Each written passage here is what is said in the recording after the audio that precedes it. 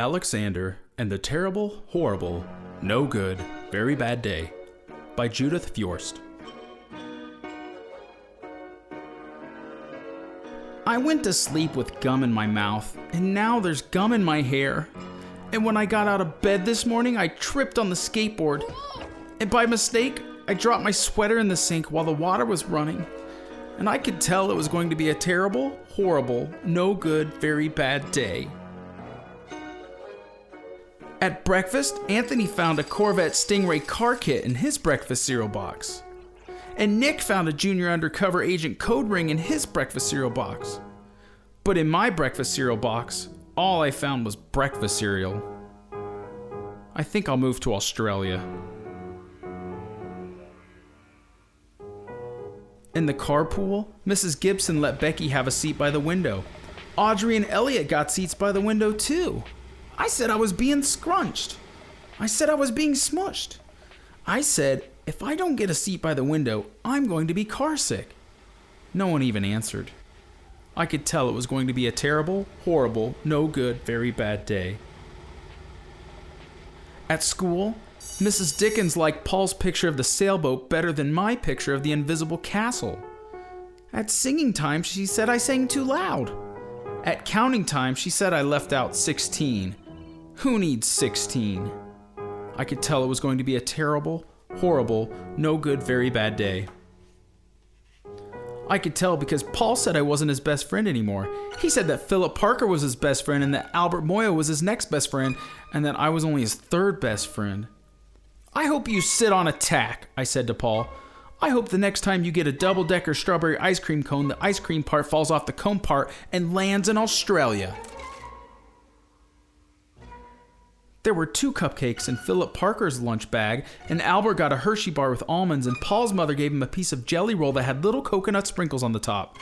Guess whose mother forgot to put in dessert? It was a terrible, horrible, no good, very bad day. That's what it was, because after school my mom took us all to the dentist, and Dr. Fields found a cavity just in me. Come back next week and I'll fix it, said Dr. Fields. Next week, I said, I'm going to Australia. On the way downstairs, the elevator door closed on my foot. And while we were waiting for my mom to go get the car, Anthony made me fall where it was muddy. And then when I started crying because of the mud, Nick said I was a crybaby. And while I was punching Nick for saying crybaby, my mom came back with the car and scolded me for being muddy and fighting. I'm having a terrible, horrible, no good, very bad day, I told everybody. No one even answered. So then we went to the shoe store to buy some sneakers. Anthony chose white ones with blue stripes. Nick chose red ones with white stripes. I chose blue ones with red stripes.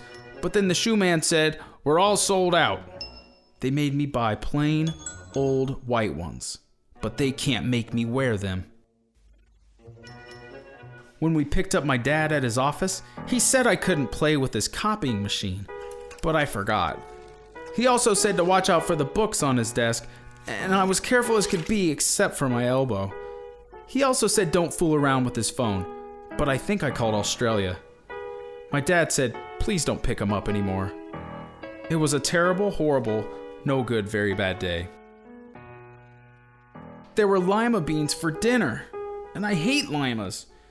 There was kissing on TV, and I hate kissing. My bath was too hot. I got soap in my eyes. My marble went down the drain.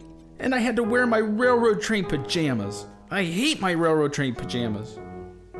When I went to bed, Nick took back the pillow he said I could keep, and the Mickey Mouse nightlight burned out, and I bit my tongue. The cat wants to sleep with Anthony, not with me. It's been a terrible, horrible, no good, very bad day. My mom says some days are like that, even in Australia.